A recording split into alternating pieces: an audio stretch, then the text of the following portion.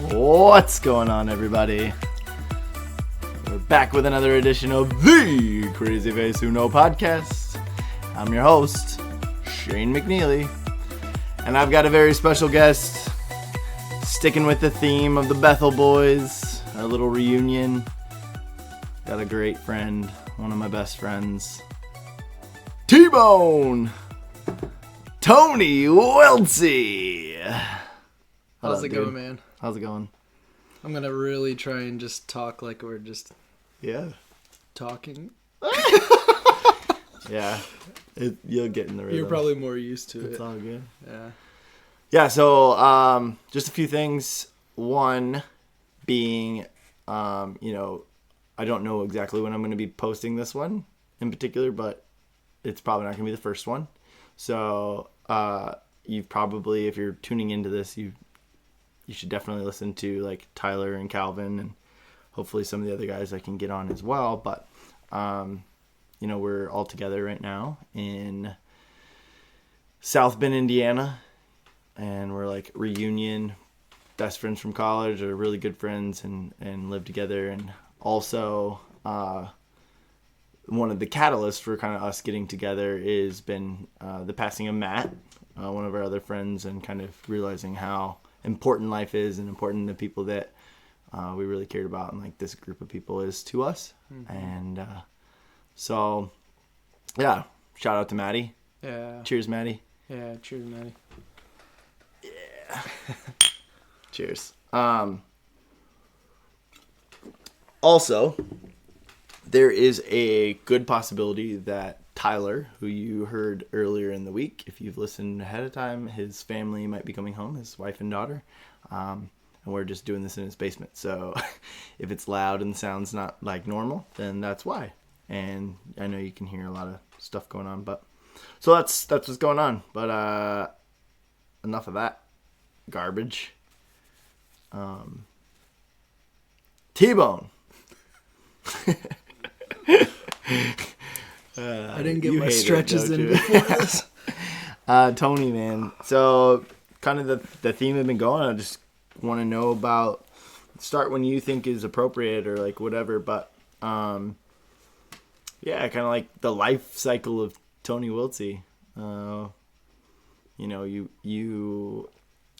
just think it's interesting to see like where you came from and where you're at now to present life. So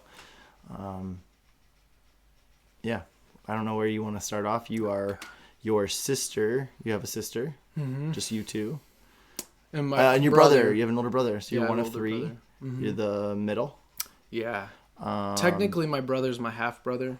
Yeah. So, but he's my brother to me. So. Yeah. And then here's some things I know about you. I wrote down.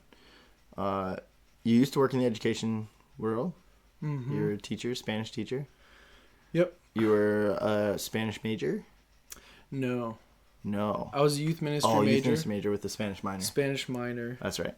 Yeah. And when I was in high school, I was like, either want to go into education, be a teacher, or go into youth ministry and be a youth minister. Yeah. Youth pastor. And for some reason, I chose youth pastor. Yeah. I know. Which is funny because now you've kind of like gone the other direction. Yeah. Similarities, and I guess in some of those, but like education, our majors, because I had the same major as you. Mm-hmm. Adolescent studies in youth ministry is what it's called. Yeah, there we go. Which I like saying that more because I'm not going to be, and I don't want to be a youth pastor. I don't want any of that. Yeah. Me neither. And so like I realized that during college. It makes me same. Yeah. Senior year, perfect timing. About that last semester, you're like, what? You want me to write a paper about what? And I don't want to do that because I don't want to be a part of any of that. Cool, sweet, all right. No, but I like the like adolescent studies.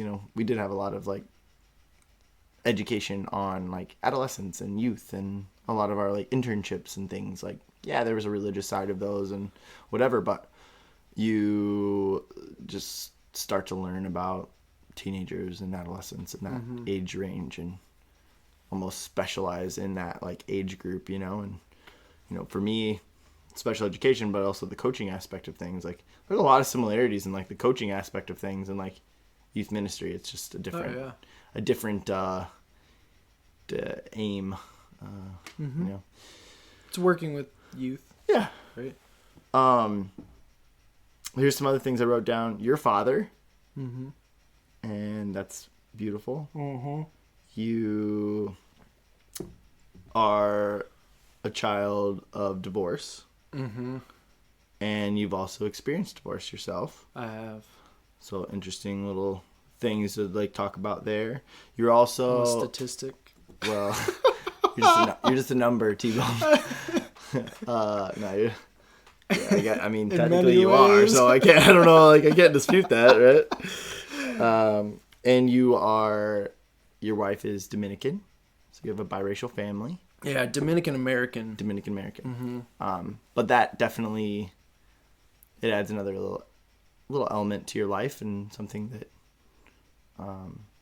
is special about you. Yeah. In some ways. Adds flavor. Sazon. Little flavor. Sazon. Yeah. Like, yeah. Makes life interesting. Diversity makes life interesting, I think. Yeah. And you are also probably one of the most intentional people I know.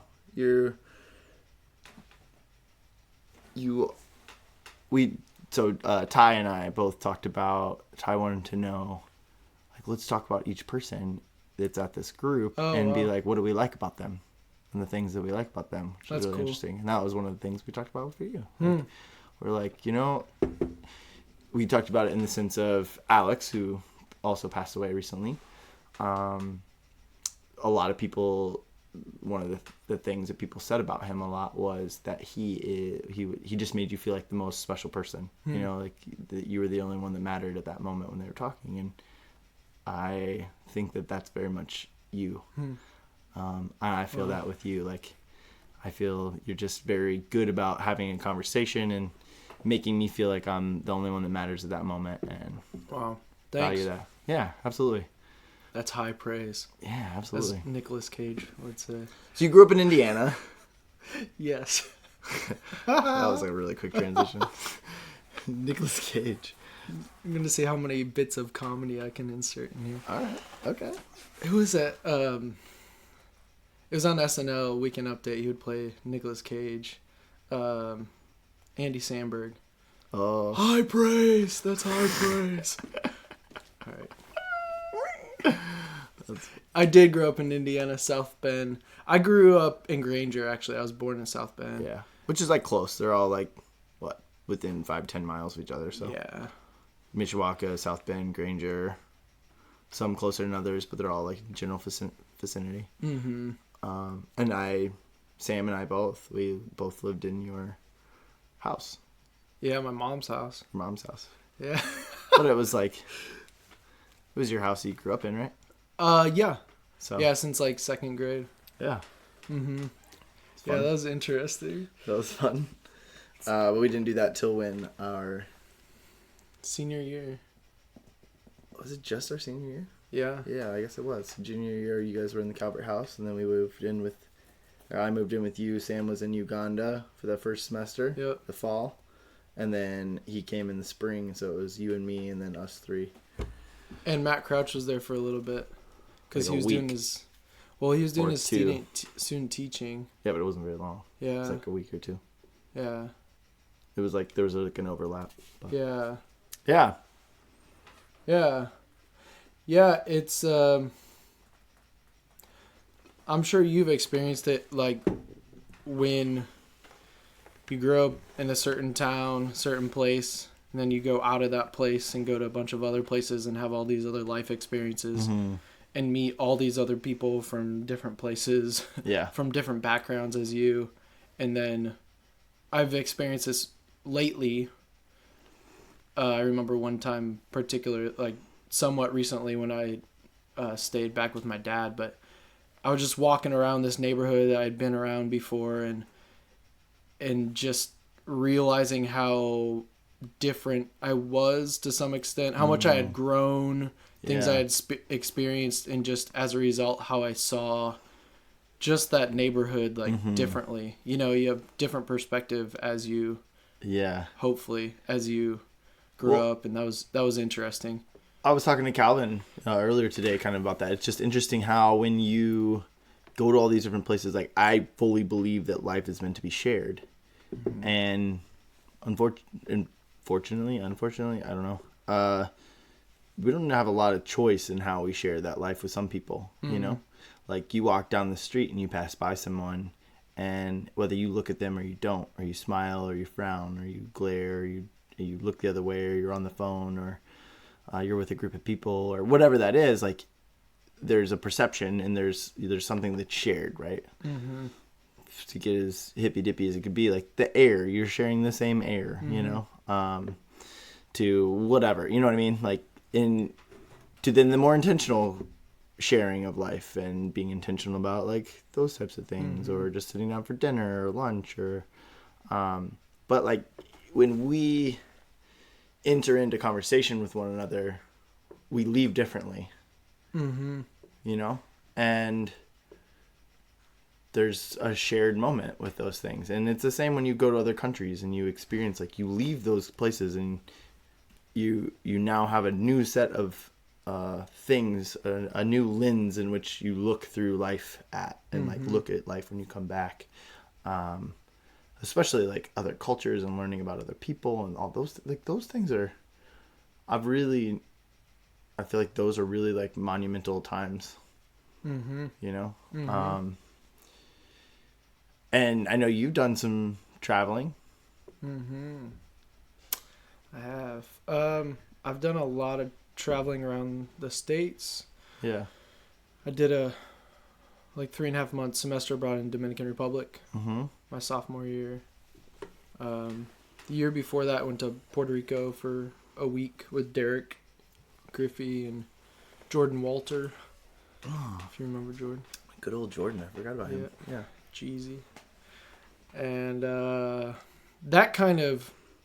I took 3.5 years of high school Spanish. Initially, I took 3 years because that was what was required to get the high school diploma that I wanted to get, the top high school diploma. So I always liked it. I always liked it. It was fun, but it was also like a requirement. And it was like, this is what I need to do. And I didn't take it that seriously. And I can look back now and realize... I think a big reason why I didn't take it seriously, which, you know, this can be for so many different things. Sure, yeah. In your high school. You're 15, you're 16, yeah. you can't see as well far ahead, right? Absolutely. I mean, I remember it with like personal finance. Like, I'm like, I should have taken. I wish I would have listened to it or paid more attention. Yeah, we're not gonna cuss much on here, right? Or no? It's up to you. Whatever. Okay. I mean, you do you. I don't know what you're gonna say or what you're gonna do. I don't know. Okay. Well, I thought I remember on a other podcast you said like. I haven't really said anything. Oh, okay. So I'm not going to tell you to say or not say something. Okay. But I get to make my choices of what I say. All right. You know? Sounds good. I mean. Oh, so with Spanish, I think a big reason why I didn't take it that seriously, and I just didn't have vision of how I could actually apply it in my life, was I maybe had one Latino friend that I can think of.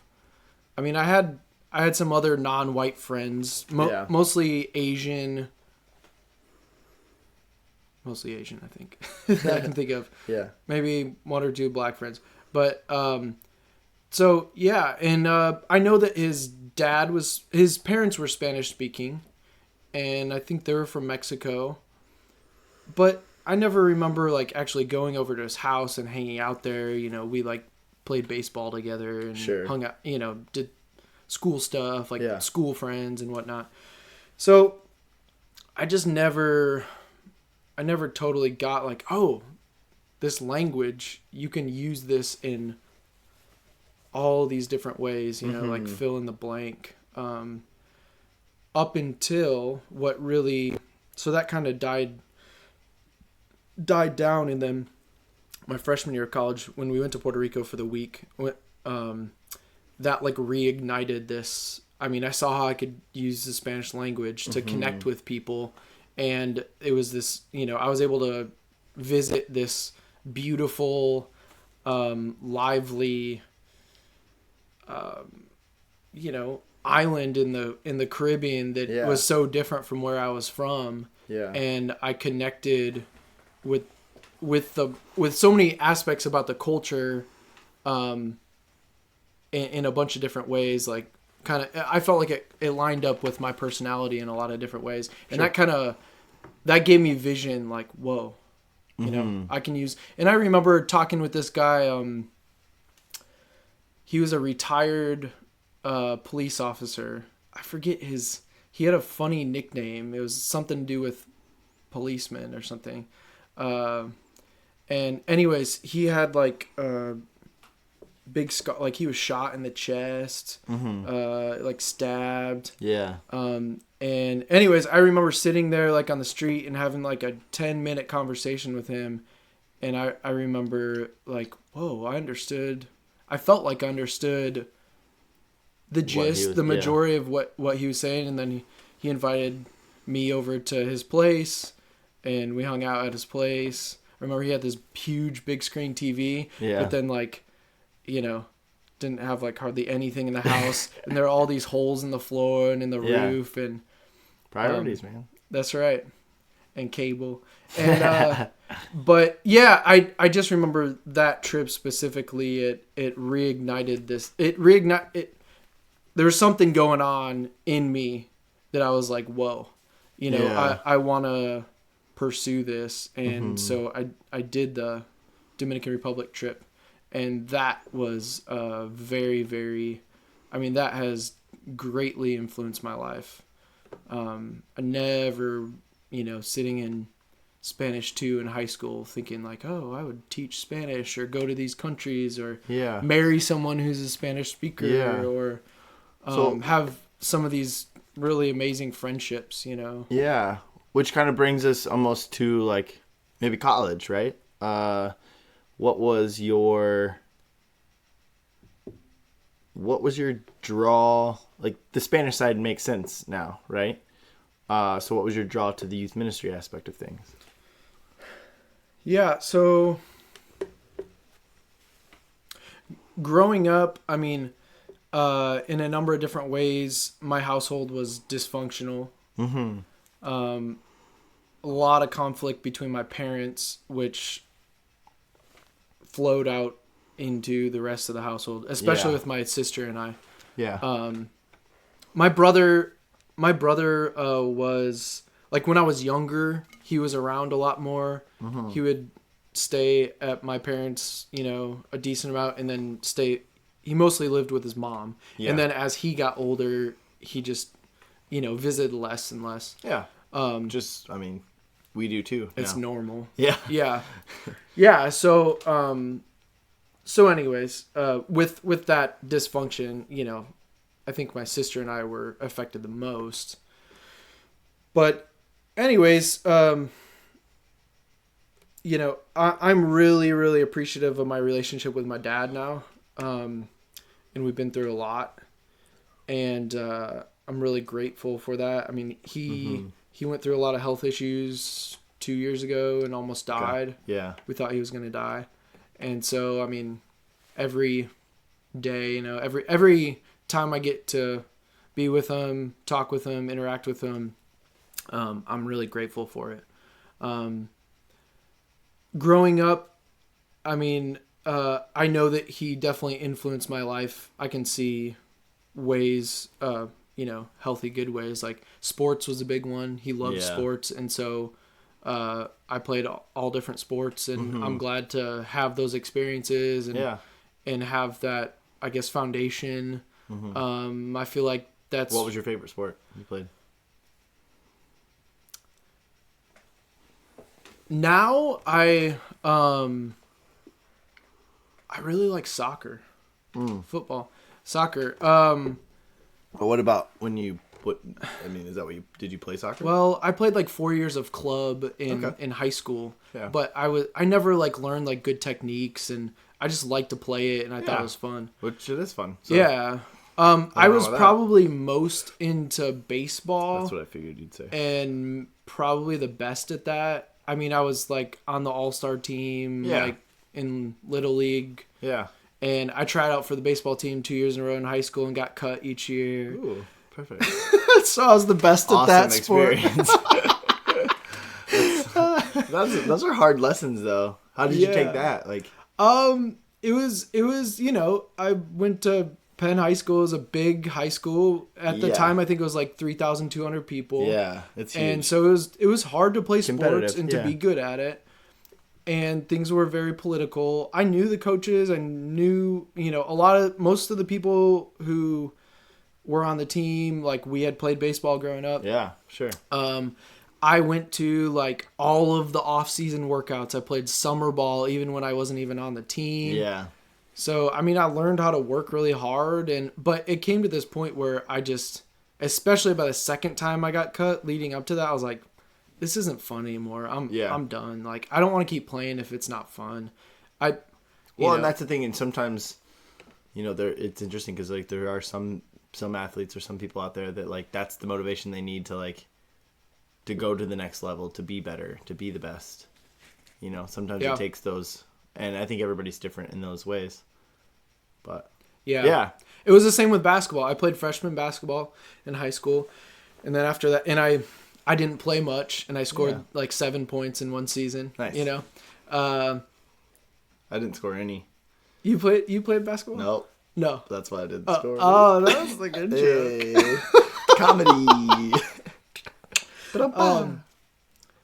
There were three of us who like mostly rode the bench, and we called ourselves the Three Kings, and we came up with this like theme song. It was like based on the Three Kings song. But see, that's like classic you, so right? fun. Like that was like probably the most fun you had. It was so fun. Yeah, it was so fun.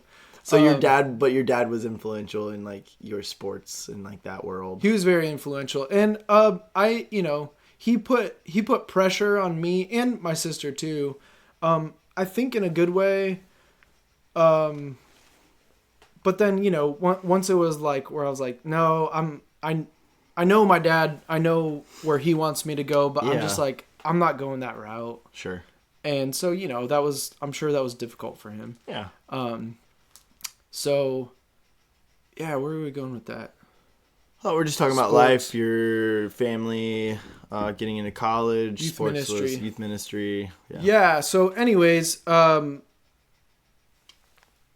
definitely taught me a lot about sports. He's very goofy. And so like, especially now, whenever almost any time that I interact with him, I'm like, oh, that's where I get that from. Yeah. Yeah. And I appreciate that a lot about him. Yeah. Yeah. So, but he was, and I would say he's still, I don't know totally what it looks like now, but, I believe, well, that's all philosophical stuff, but an alcoholic. Yeah. And so anyways, that affected our family a lot, his drinking. Yeah. And I mean, it wasn't just his drinking, it was just not being totally present. Mm-hmm. A lot of times it was my mom, my sister, and I, and then he was somewhere else, or he was just in the basement or whatever. Yeah. And so, there was a lot of conflict and a lot of hurt, a lot of pain from all that. And so anyways, when my parents separated for a year when I was, I think, in second grade, and then they came back together. We were part of a United Methodist church growing up, all of us. Okay. And that was the faith tradition that my dad grew up in. Mm-hmm. And then after that, I think it was like at that point they separated, and then after that, at that time we stopped being a part of the United Methodist Church. We then went to River Valley Church, community church at the time. We heard about it. It was a non-denominational church, showed up, and basically I was a part of. I then eventually got more involved, and I was a part of that church. I mean, up until like through like first year of college. Yeah. So anyways, during that time, I had some really, it was mostly in the church. I mean, I had really good teachers also, like in school growing up. They were really influential that I can look back now and be, really thankful for them. Yeah. But also in the church, just some really good adults, like great role models, and they really care. I felt like they really cared about me and other kids, and they really made a huge difference in my life. And certain things that I was lacking that maybe my dad wasn't providing, like I felt like they kind of filled that Sure. void. And so anyways, because of all that, I was like, wow, I had these people who, and that's why it was between being a teacher, education, or youth ministry and youth pastor, because I had really good teachers who influenced my life. Ty's family is home. Yeah. I'm sure you can hear. I'm more distracted than normal. We're just going to keep going. So sorry for the sound interference, but it's all good. We're just going to roll with it. Mm-hmm. Go for it. Sorry. Yeah. So like I said, that's why it was between I want to go into education or youth ministry, because of people who had affected my life in such an amazing way and really, I mean, provided. And I'm not saying I didn't have any structure at home, and it was like, I mean, there were great things about there are still great things about my family, but growing up, there were and there are. So anyways, I mean, because of people's influence in my life and the change that they, affected in my life, like I was like, I want to do the same to other people, other kids, youth, especially kids who have family issues, experiences, or don't have, single parent homes, or, fill in the blank. Yep. So that was always my vision. And I think as we went through the program, I realized I don't really see myself being like a traditional youth pastor for a traditional church. Well, that's like very much how our learning, or like our quote training, was in some ways. And I think, I remember the one class that kind of like put the nail in the coffin for me, and which is funny because I think I was always like knew that wasn't something I was, or like eventually knew that wasn't something I was going to do, especially after my internship in San Antonio. I hadn't fully like embraced that, but I'm pretty sure I was like, I don't know that I want to do that, or starting to question that a little bit. Mm-hmm. But the one for me was counseling teens in crisis. Oh, yeah. So I went into youth ministry with the idea that I wanted to work with youth in counseling, right? So but I could go psychology, or I could go Christian ministries route. And Tim Ertl, he was my guidance counselor at the time, and he was like, sounds like youth ministry. And he sent me like what that outline, and he was like, why don't we get you signed up for the first 2 weeks in these classes, and if you decide after you get going in those first 2 weeks, shoot me an email. If you decide you don't want to do that, we'll switch you over and it'll all be good. And I was like, cool, interesting. And I was like, yep, we'll stick with this, because it was interesting. I love learning about the youth, and we still took psychology classes, and I was interested in learning more about the Bible and learning more about like the religion that I grew up in and my dad was a pastor in, and it was intriguing to me. It was something I grew up in, but I didn't necessarily ever dive into it and like learn about it. So it's like, why not? Mm-hmm.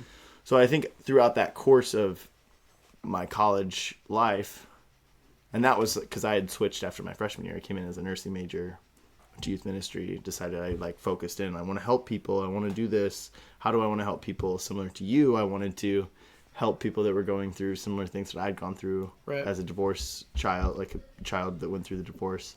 And I went the education or the nursing or those types of routes because of the actually Patch Adams was my inspiration. Oh yeah. Of like I working remember with kids with like cancer. Pediatric oncology was my interest, and so I went that route in the beginning, and then I switched, halfway through or whatever that was, or like after my freshman year, to the Christian ministries, went that direction, and then I got to counseling teens in crisis when I thought this was going to be like, oh, this is the part that I'm excited for, right? Like this is the part that's going to teach me, and like I'm going to learn and hear more about, and going to inspire me to be this counseling side of things.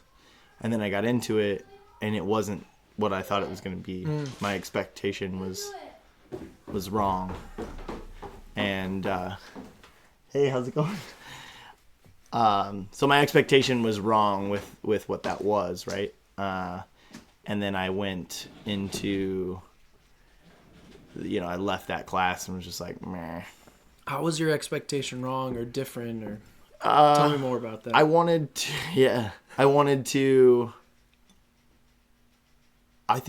the psychology side of things. I wanted to know, like, that's why this whole thing, this podcast is so fascinating, is that like I get to hear about your life, and I get to hear about how those experiences shaped you into who you are now, and like focused you into those things. I'm fascinated by that. I love watching people and go, how did you get to that point, right? Why did you decide to do that? Oh, well, I did this, and this, and like, it wasn't necessarily whatever it was, I love that. The sociology, the psychology side of things, I find myself really intrigued by those things now, especially, and I think that really affected. I felt like counseling teens in crisis, when like the youth ministry aspect of thing was more like the rules of what not to do. Yeah. And it was like it was very much the like, I don't know, just the mundane parts of it are like, it wasn't like diving into issues of how we actually counsel teens. It wasn't that at all. And that's what I wanted. I wanted to go in depth. I wanted to go and like, how do I talk to a student that's going through a difficult time? We touched on it, but that wasn't the focus of the classroom at all. It was like sex and pornography and youth ministry and what that, like, these are things you're going to come across. What do you do if somebody like tells you they have a picture, or, like, well, you got to call this person and you got to do this. Call 911. Right. Or like, whatever. But you know what I mean? Like, it was like very much the like, but that's the fact that you don't remember. I do, but I don't. To be able to like give my opinion on it now. The fact like, that I you hear don't, what you're saying. But I think the fact that you don't remember is pretty much kind of puts that like, oh, well, that pretty much explains that. Like, it wasn't that influential of a class. There's definitely other classes that I remember a lot more about. It just didn't meet my expectations. And it didn't teach me anything about counseling teens in crisis. It taught me what not to do. Taught me rules. It didn't teach me like the process of asking questions and what it means to dive into all those different things. And more like what I think I hear you're saying too is maybe it covered more like issues versus like how specifically to. I don't think it covered any issues. Oh, okay. No, I don't think we covered any of that. I don't know. Because that's what I remember is like issues it was like pornography, drug use, those types of issues. But it wasn't like how to counsel teens within those. It was like the do's and don'ts of like dealing with those, right? And I don't need that, right? Like, I mean, I do, right? Those are important, and we can talk about those things. But I was so shallow, and it was like one semester of a class when you could have done this like. That should have been a class you had to take every year, every semester, and then you like deep dive into all those different like components and, talking about the religious aspect within like, I don't know, it just put me off, I think, and I realized that like that's not the major for me, and I'm not going to do anything with this afterwards. And I really shifted focus of like more international justice and international like development. That's really where my heart kind of and like where I wanted to go personally, and I found that was the attracting thing, and I don't, that hasn't ever really gone away. It just looks different. But yeah, so the youth ministry component You know what we should talk about if we want to go there now or later? Like being in biracial relationships. Yeah. I don't feel like we've really talked much about that. We haven't. And it's funny. Okay, let's do it because this is really interesting, and I think that we'll have very different perspectives throughout this. So my wife, Dana, you may have heard her on the podcast. She was on recently talking about our move to Florida. It's coming up. But she is, her mom is Chinese, full Chinese, and her dad is a German American. You know, he's from America. He was born in America. He's American, but with a lot of German heritage and roots. So yeah, she's and her mom's was originally from China. Yeah, I think she was. Yeah, I think so. She may have technically been born in New York, but yeah, I don't know that she immigrated. I think she was born in New York. Okay. But her grandparents, Dana's grandparents on her mom's side, immigrated. They were so her mom was first generation immigrant, whatever, and so Dana's the second. But yeah, it's interesting. Dana and I talk about this, you know, and we've talked about some of these things a lot, like the race aspect of things, and how people have looked at her in the past as like this is a little off topic of like biracial relationships, I guess, but I think it's relative to what we're talking about. That her issues are like some of the things are frustrations with people getting more excited because she is biracial when they find out. She's a little racially ambiguous sometimes. Like it's hard to tell sometimes. You can when you hear her go like, yeah, my mom's Chinese, you're like, oh, okay. Yeah, I see it, you know? But maybe not beforehand. You're like, you don't fit like quite like what, you know? But people just being more interested in her after that. And I think sometimes she's even said to me like, she doesn't even think about it, you know. She was born in Minnesota, you know. She grew up here. She's American, you know. She's had different experiences than us, and than myself especially. But I think that those things are interesting to think about, and I get it, I guess, and I hadn't never have thought about it. So you actually just asked this question that I actually don't think about it that often, you know. I think it's really cool. I like that. I like the fact that, and not that like that's all our relationship is, but I like that she's got that part of her life, that she's got this connection or this cultural experience that I'm not familiar with, and that's different and unique. And I like those things. You know, she grew up in her parents' home, and her grandparents lived with them on her Chinese grandparents, and they had like a little mother-in-law suite in the house, and they lived there and helped fix the food and help raise them and help do all those things. And you know, that's a very unique experience that I haven't grown up with, right? Like I didn't have that, but it's very common in other countries other than America. And I think it's becoming more popular in the United States in some ways, but yeah, I think it used to be more common too, right? Yeah, I think so. I think both my mom and dad at different points they had their grandparents like live with them. Okay, cool. Yeah, and I that's interesting because I think it might be a generational. Maybe it is. Maybe it's a gap that's like taking place. So interesting perspective. I don't know. But yeah, so like that's like our quote, you know, story or her story on like that side in the simplified version. But did she? You said her grandparents lived with her growing up. Did they speak English? What languages were spoken in the house? Yeah. Were they preparing like Chinese food? Mm-hmm. Yeah, Chinese was definitely spoke in the house. And I'm assuming that's Mandarin, but I don't really know. Her mom still speaks Chinese. And her mom and her mom, like her mom and her brother, and Dane's uncle, like they speak Chinese with each other. And her grandparents obviously did. but her grandparents spoke English. Dana told me that at a young age, I couldn't tell you the age specifically, but at a young age, at some point in time, she just decided, like, I don't want to speak Chinese anymore. And so she just only spoke in English. And she looks back on that. I know she said it before, like, dang it. You know, she, like, missed out on an opportunity to, like, know this language that's a very unique language and whatever. But has she tried to learn more again? I wouldn't necessarily say so.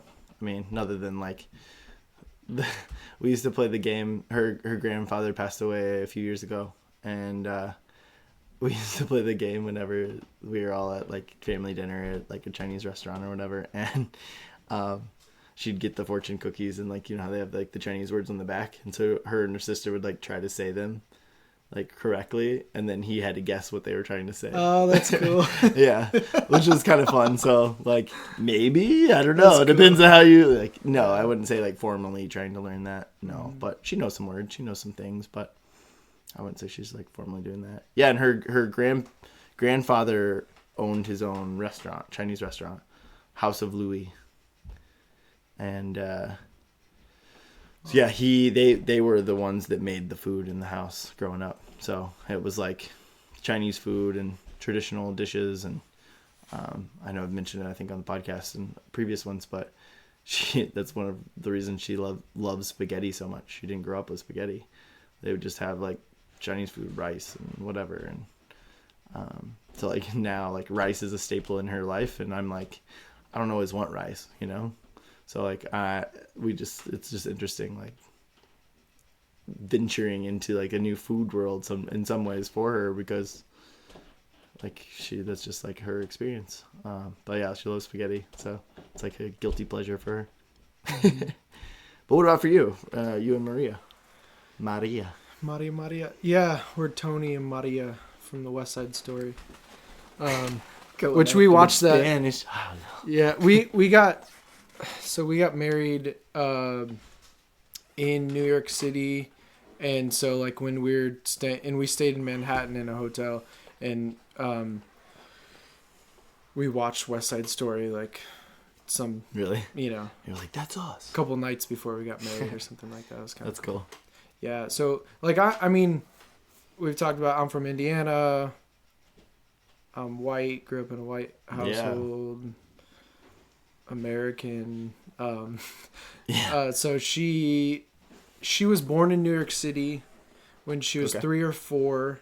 Both of her parents are from Dominican Republic, and they came over in the 80s, I believe, to New York City, the Bronx. So it makes her first generation? Yes. Yep. Okay. When she was 3 or 4, they moved back to Dominican Republic. She lived there till she was about 11, I believe. Does she have dual citizenship? School. No, but I believe she could. Gotcha. She's talked about it. I think she's interested in it. Yeah. She said she she's now interested because you guys are married, right? Like, so that's definitely doesn't that affect that? No. I don't know. I thought it did, but... well, cause she's an American citizen, but she doesn't have. She doesn't. She's not Dominican citizenship. So she just has states. Yes. That's what I guess. Yeah. I'm sorry, we didn't define that. Yeah. Cool. So she's American citizen without the Dominican side, but she could have the Dominican side. I believe so. Potentially. And part of the reason why she said like, oh, I might do it is so that when you go to Dominican Republic, you have to pay like a tax, and it's like very small. But she's like, oh, I wouldn't have to pay the tax. Yeah, like, yeah. Okay. But it's kind of cool. I mean, it's a piece of who she is. Oh, I know. Yeah, and if that's something that she would want to do, I mean, I would fully support that. Yeah, absolutely. I forget what it looked. I mean, I think we'd have to go there, file some paperwork. Yeah, I don't know what that looks like either. Pay some money, something like that. So then when she was 11, I believe, 12, middle school, they moved back to New York City, and they were in the Bronx.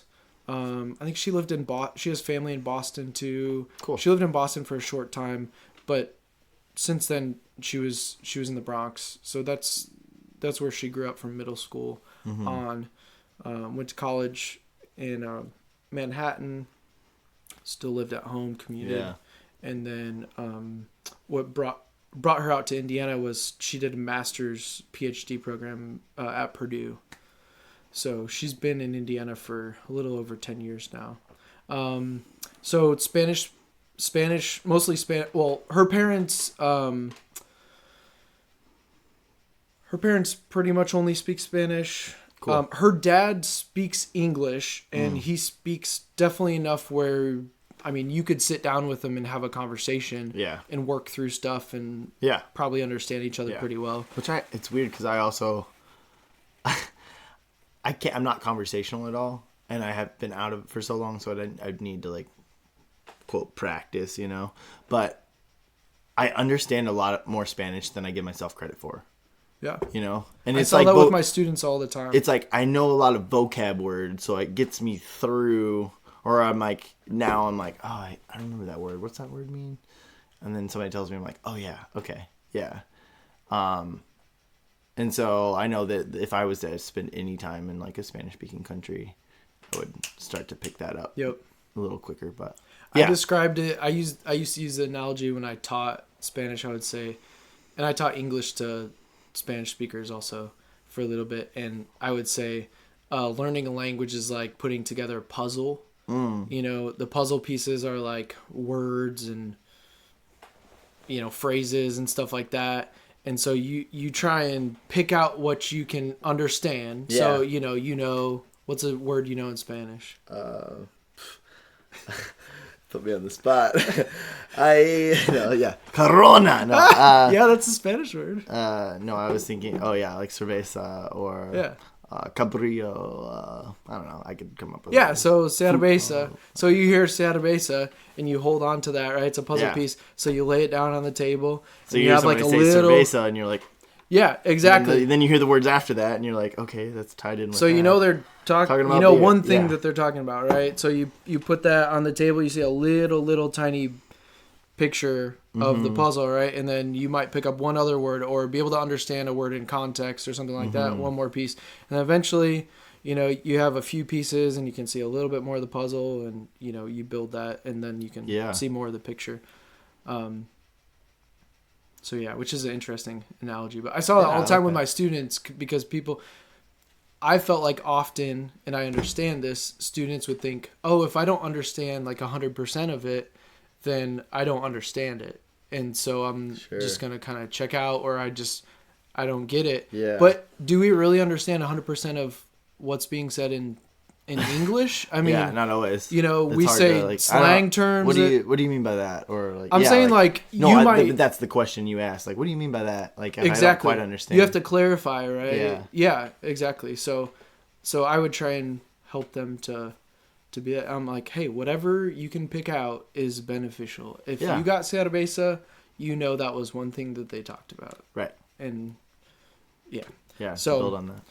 Yeah, so her dad, they all have amazing stories. I mean, I think the immigrant story, any immigrant, like there's everyone has a story, right? Yes. But I think there's something special about the immigrant story. Right, because it's a story of courage. It's a story of perseverance in some ways because it's a story of like overcoming adversity in America and like, man, I have trouble finding like, you know, like finding the job that I want to do or work and like those things. And I can imagine I've thought about this, or I said this to Cal earlier. I was like, man, I could totally see myself living in another country. The thing is, I actually just don't have a clue how to, like, I would make money in another country. You know, like, I just don't know how I would, like, live. I don't know what, and so I can't imagine just going, like, this is what's best for my family, or I want to go and seek opportunity, or I'm going, you know, and kudos, you know, like, that's admirable in a lot of ways of, like, those sort of, when you think of it through that lens versus some of the other lenses that you could potentially look through. Different language, different structure of things, right? Culture. Different way how people relate to each other, how people interact. Yeah, it's fascinating to me. And so yeah, I mean her mom can understand English decently, but she just has not practiced much, and so she knows some words and things like that. So yeah, okay, so that's a little bit of Maria's background. So for me, because I had the experience in Dominican Republic, and it was so foundational and transformational, like in my life, and I had all of these years of like immersing myself in Spanish speaking culture, in Dominican culture, learning Spanish language, and well, those things allow you to learn like another culture, and like just appreciate and like understand each other better.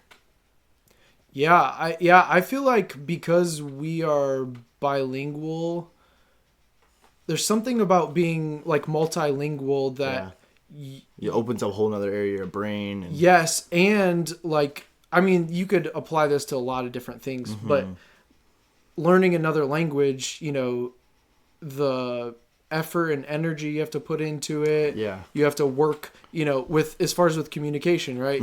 You said earlier something about like, what'd you say, or what was that again, right? Yeah. You have to clarify so you're, which you may have less of that if you know the language a lot better, right? Yeah. No and so, yeah, exacto. So, and so, there's something, about being multilingual that like you're just used to kind of doing a little more like maneuvering than maybe your just native language, and it's less thought. And so that I feel like that can be applied. I'm not saying this is across the board, but I think that can be applied in relationships, because it's like, okay, I have no idea what you're doing right now, or what you just said, or whatever. Yeah. All right, let's clarify. Why. Let's try and communicate it in a different way. Let's try and problem solve. Yeah. Do you guys mix? Do you do a lot of Spanglish? We do, yes. I think since the beginning, since we got to know each other, it's always been Spanglish, and it depends on the day. Really? It depends on the situation. It depends on the topic we're talking about. Sure. I've realized about myself, if it's a really serious topic, I'll switch to English. Yeah. How do you tell her you love her? Is it different? Does it change? Both. I think Spanish more, because I just like te amo. Yeah. Or te quiero. Yeah. Yeah. Is it te amo amor? Yeah, te amo. Mi amor. Mi amor. Yeah, my love. Man, you know so much. See, I do know a little bit. You do. But I just don't. It's the connecting words. Like, I get it. I get what you're saying, but I couldn't literally translate what you're saying. Does that make sense? Like, I comprehend it. But cool. What would you say... Man. You know what? Dude, I'm going to see you in 2 weeks. I didn't think about that. We're reaching almost an hour. We're at 53 minutes, actually. Okay. I'm going to wrap things up here, but we're going to do another podcast together when I see you again on my way through. That sounds good. Does that work? Yeah. And I want to continue this conversation, and just to tease everybody here, one thing I'm really interested in, I think a perspective that I'm interested in, is how you feel that people look at you in this relationship as the white male in a biracial relationship, of the image that maybe people look at you from the outside when you're together. But I'm also interested in like the opposite, right? Of how maybe you see people looking at your wife with you being white and a white male. So I want to tease that a little bit. That would be something I wanted to get to that. That's going to be a very in-depth conversation. And I want to give that its proper respect. And so I'm going to end it with this. What are 3 things you want people to know about you, or you wish people knew about you, or you think it's important for people to know about you? Can I just do like 3 interesting things about myself? Yeah, it's whatever you want. Yeah, I don't think we talked about this, but our friend Sam and we did a bike trip cross country. Yes. So I love talking about that. There's so many I want to get into that too. About. I know you're not going to be a like stranger of this podcast. I can tell you that. There's so much we can talk about. So yeah, so we biked from, just a quick thing. We biked from, like, biked from Indiana to Seattle, Washington. Yeah. I think it was something like 3,000 miles, and we did it in 47 days. Yeah. So just the two of us. So awesome. That was just a fascinating trip, and we were 20. Yeah. We talked about, Sam and I talked about on our road trip to Indiana from Minnesota, because you guys went that direction. For whatever reason, I didn't even like compute that. He's like, I think we stopped at this gas station, or like this rest stop. Like, I remember we were at a rest stop, and like this guy, he picked us up and we like hitchhiked, or I think that was with Matt maybe, but like just those stories of like that kind of that trip, or like those directions, or like those different things, and they always come up. I love it. I'm like, wish that I would have joined you guys. I'm really jealous, but we've had some great times too of like our road trip. That's totally another conversation we could have. That I'm like one of my fondest memories, especially my fondest memory with you, without a doubt. No doubt about it. My fondest memory with you. Yeah. But like one of my like I love that memory so much. I love that we got to share that experience and have that experience. I think that was awesome. We spooned in for warmth. Out of survival, for survival purposes. Which this is in the Grand Canyon. This is the thing. We did do this. This is a real thing that happened. It was so cold. It was cold, and we were like, let's get around the fire and spoon. But we had a freaking car we could have slept in, and it was like 2 hours into trying to sleep, and like, dude, I'm getting closer because I'm freezing right now. Like, me too. Okay, no worries. And then we get close, and then it's like an hour goes by, and I'm like, why the hell are we doing this? Like, there's a car right there. And I got in the car and slept fine the rest of the night because I was warm. Like, I just didn't think that the car would be warm. I didn't think that our body heat would heat up be trapped in the car. I wish I could say that was how I thought. I think I was just dumb and was like, oh, this is what we're going to do. We can't sleep in the car, And it'd be cool to be right by a fire. But then quickly we were like, oh my gosh. We're like shaking. It was so physically shaking. Yeah. We're so cold. Yeah. All right, 2 more things. Well, that can be a second one. 2 more. I'm just thinking now about experiences that I've had and done. Man. See, this is what this is the first time really I got kind of locked up. Oh, take your time. There's no rush here. I used to play. I think drums was my first instrument. Oh yeah, drums. Trombone was my first instrument, and then drums, and then guitar. So I used to play a lot of drums and guitar. Yeah. And Derek Griffey and I were in a band together. Yeah. Cool. You haven't done the podcast. No, I think we'll probably do like a phone one sometime next week. But yeah, so we were in a band together in high school, and that was amazing and such a good time. And I can look back on that, and you learned so much. I mean, it was like DIY. You're like a freelance. Like, you have to learn how to like do business stuff, how to logistics. How to do networking. Yeah. Well, you're an entrepreneur without knowing it. Yeah. In some ways, because you're like, it's a brand. You're telling to sell yourself, and you have to book your own tours and book your own gigs. And if you want to go down that route, like that's nobody else. You can't afford to do that when you're young. Like exactly. What else? One more.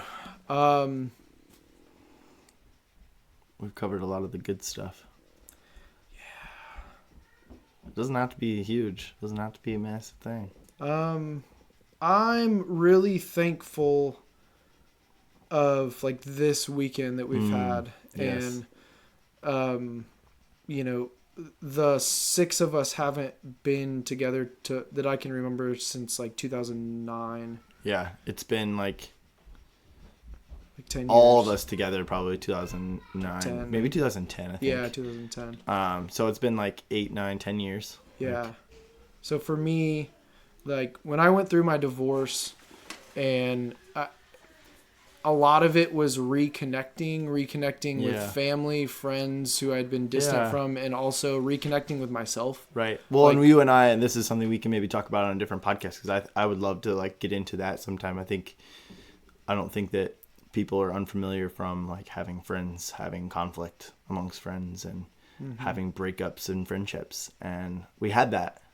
And I guess that kind of is goes in hand with your divorce and those things. So, that I would love to talk about as well. I think that's a really like good conversation to have, and to have people hear our perspective on that and where we're at now. And I'd love to talk about that. And maybe that could be its own standalone thing, probably. Yeah, definitely. Yeah. So, but I feel like since then, and I'm still, it's been 3 years and I'm still in this and I still will be, but this reconnecting with friends, family, and myself, and reconciliation and like forgiveness on our end and your end and everybody, like, just, it's a whole thing. There's like, it's not easy. And because of that, I just feel very thankful for opportunities like this. Absolutely. And for opportunities, to go be with my dad for a weekend, or be with my mom, like those type of things. Yeah. And yeah, that's important. Mm-hmm. All right, dude. I appreciate it so much. We're going to call it, but we'll see you again in a couple weeks. Thank you so much. Don't forget, guys, do good. Make a difference in the world around you, in our local and global communities. Tony, thank you again. Love you, brother. And I love you guys too.